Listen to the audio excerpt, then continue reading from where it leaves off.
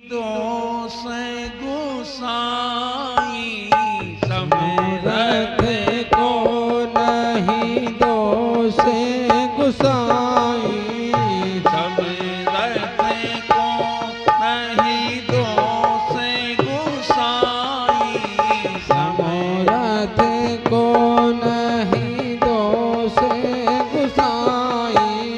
रवि पावक सुर सर की नाई, रवि पावक सुर।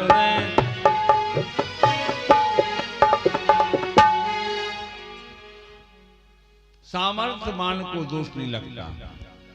रवि पावक सुर सर की नाई। अगर श्री कृष्ण भगवान हैं, उनने किसी के कपड़े चुरा लिए तो सामर्थ्यवान को दोष नहीं लगता। और कपड़े चुरा कर ले गए, मांगा तो दे दिया। अब आप कहें कि भगवान मानव बन के आए, फिर ने ऐसा क्यों किया? ये तो किसी कामी पुरुष का लक्षण है। अब दूसरी बात देखिए, जब श्री कृष्ण ने गोपियों के वस्त्र चुराए तो कृष्ण की उम्र क्या थी?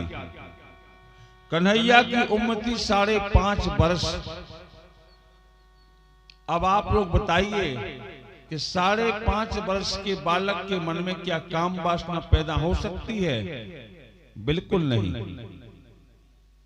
5.5 वर्ष के किसी बालक ने किसी महिला के वस्त्र अगर चुरा लिए तो क्या अपराध किया? इसलिए तीसरा भाव देखिए, श्री कृष्ण हैं ईश्वर और गोपी हैं जीव, और जो वस्त्र हैं वो है अविद्या।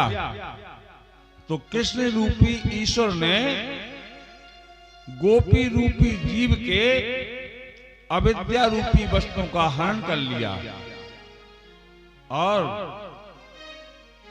अविद्या को चुरा लिया।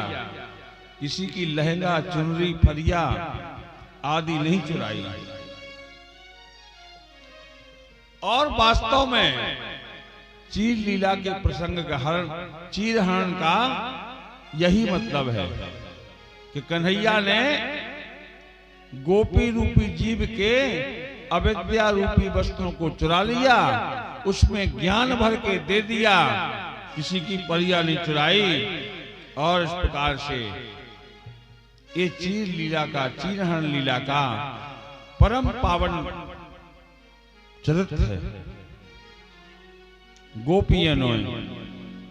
और प्रभु ने गोपियों को आश्वस्त किया कि मैं तुम्हारे साथ में और किशोरी राधा जी के साथ में रासलीला करूंगा। अब देखो, राधा जो है, राधा का स्मरण करते हुए तो कन्हैया अपने आप पीछे चला आता है, क्योंकि राधा कौन है आप जानते होंगे। राधा स्वयं कृष्ण है और कृष्ण ही स्वयं राधा है। कहने को दो है लेकिन वास्तव में है एक। कृष्ण की आह्लादनी शक्ति का नाम है राधा। इसीलिए तो ब्रज के लोग कहते हैं, क्या कहते हैं? हम श्री राधा जू के बले अभिमानी, हम श्री राधा जो के बड़े अभिमानी।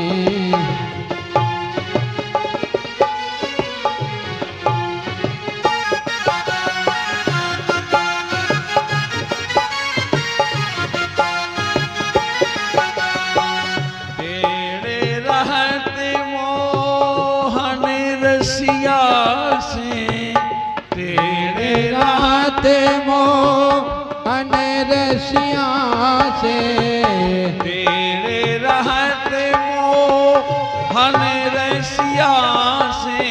रे रहते मोहन रसिया से बोलत अटे पट बाणी हमरी राधा के भले अभिमानी हमरी राधा।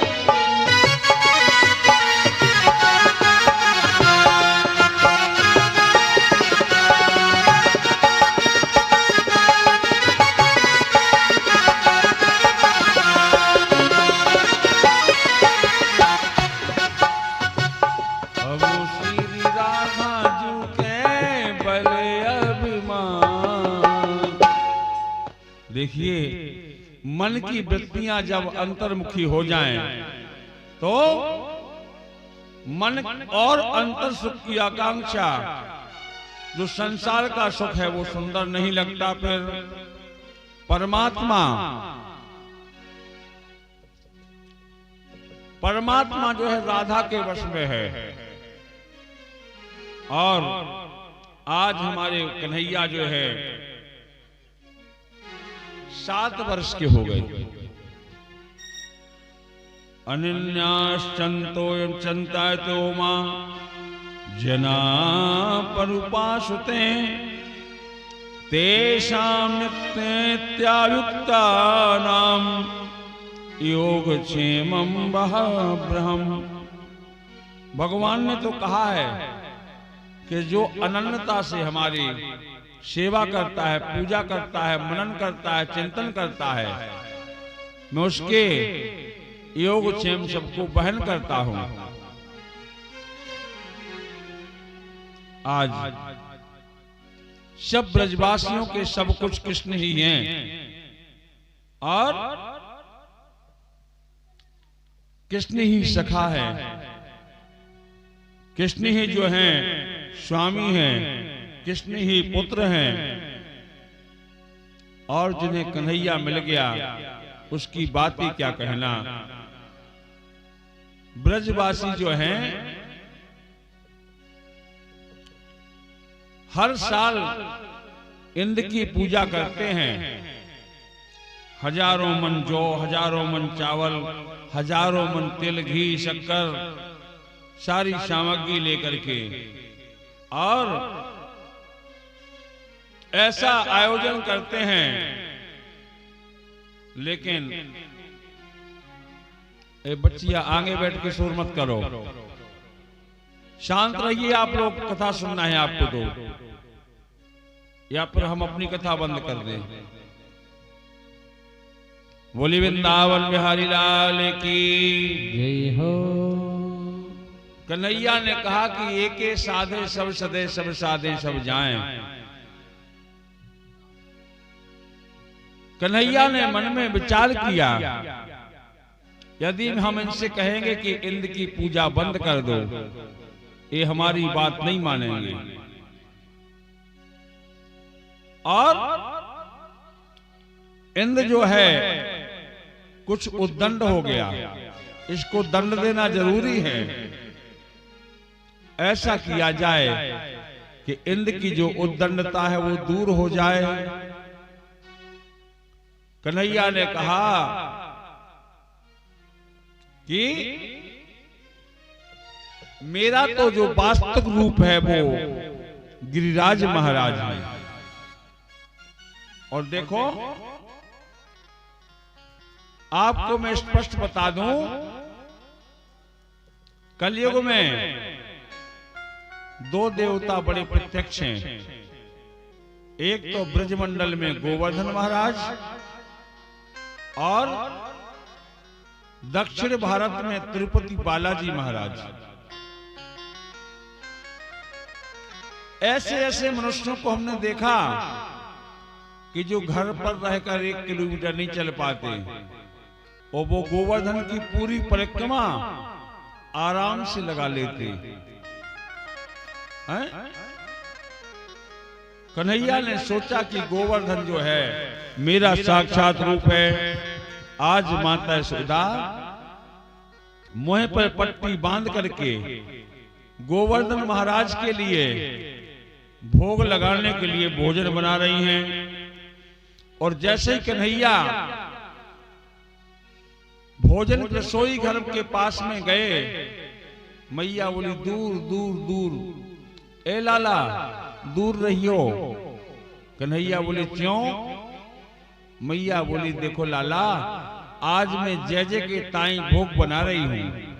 अब कन्हैया मन में सोचे कि सबसे बड़े जय जय तो हम ही हैं, और मैया भोग किसके लिए बना रही?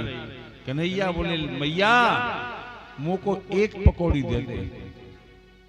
मैया बोली लाला नहीं, पहले भगवान की जय जय की पूजा होगी, इसके बाद में प्रसाद मिलेगा। और हमारे गोविंद तो रोने लगे। रोते रोते नंद बाबा के पास में आए।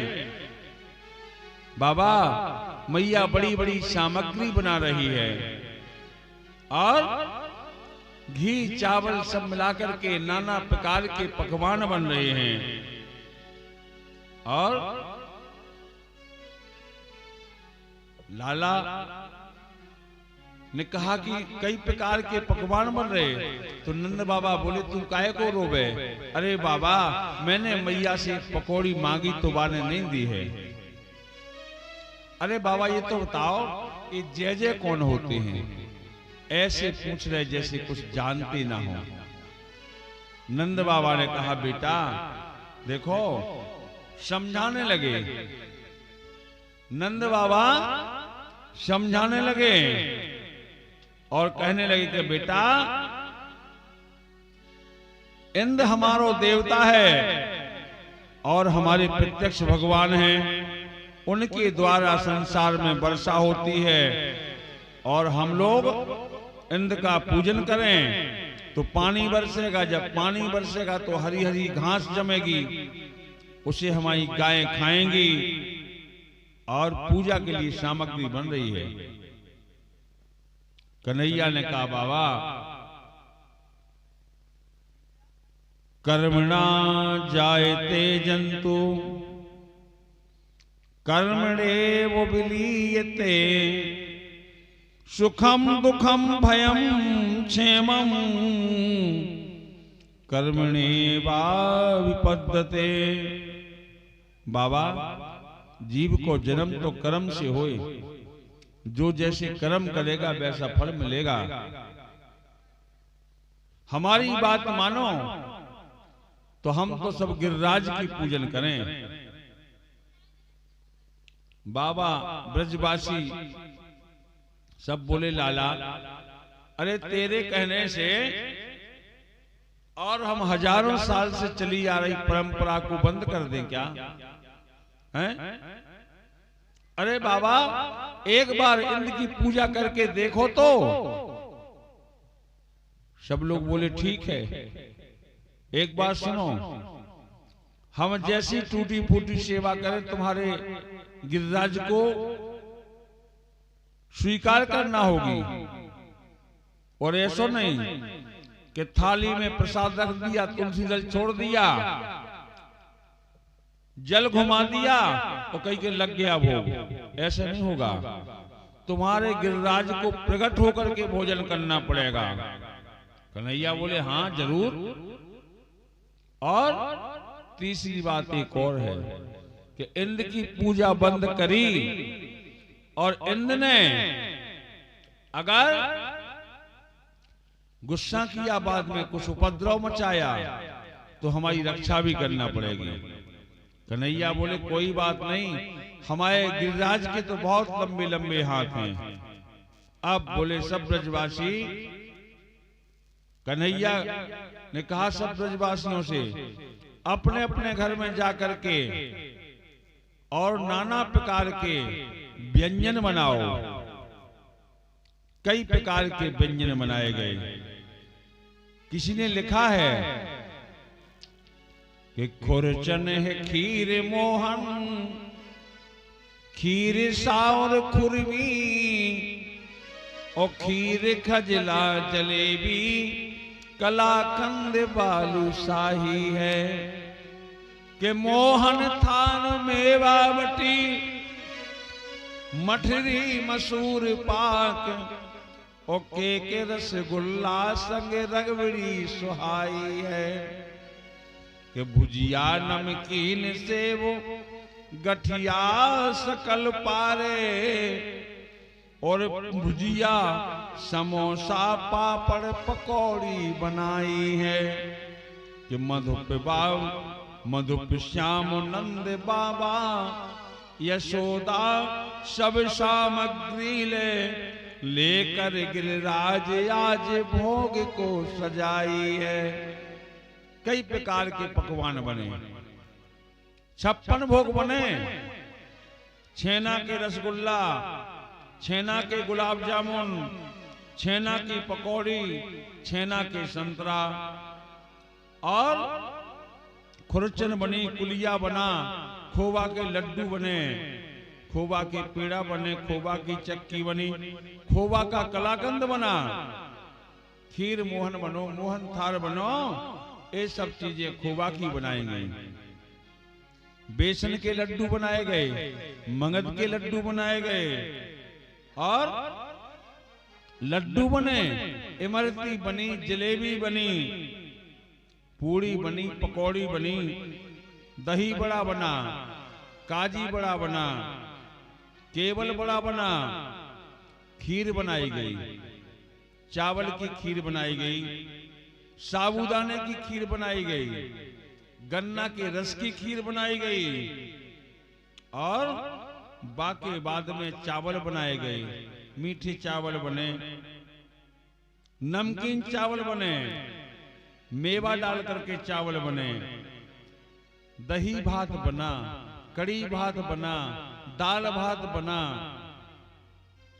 सब प्रकार की दालें बनाई, बेजर की रोटी, मिस्सी की रोटी, दाल बाटी चूरमा, और फुलका बनाए गए, बाजरा की रोटी भी बनाई गई,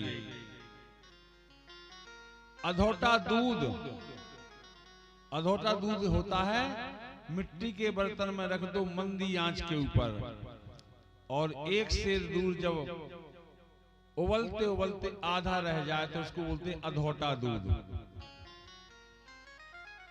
कई प्रकार के व्यंजन बनाए, ज्यादा नाम लेंगे तो आप लोगों को लगेगा कि एक आध दो व्यंजन हम ही को मिल जाएं, इसलिए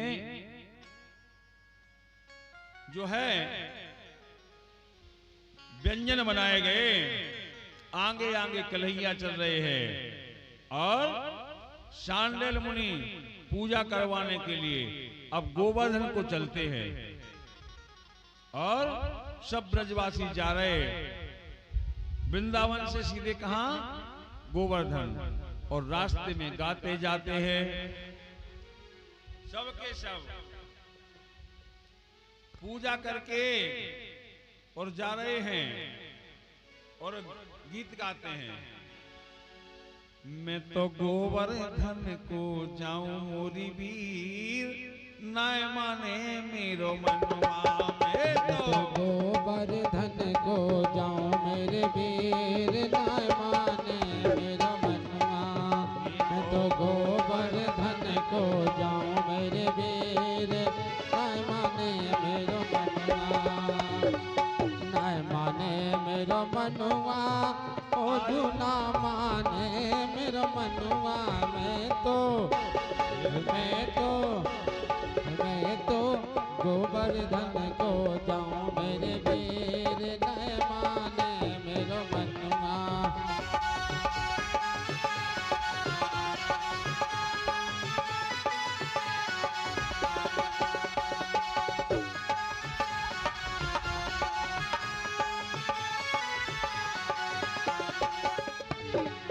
नाय माने मेरो मनवा आली, नाय माने मेरो मनवा, नाय माने मेरो मनवा, नाय माने मेरो मनवा, मैं तो गोवर्धन को जाऊं मोरी वीर, नाय माने मेरो मनवा, मैं तो गोवर्धन को जाऊं मेरे वीर, नाय माने मेरो मनवा, मैं तो गोवर्धन को जाऊं मेरी वीर, नाय माने मेरो मनवा, मैं तो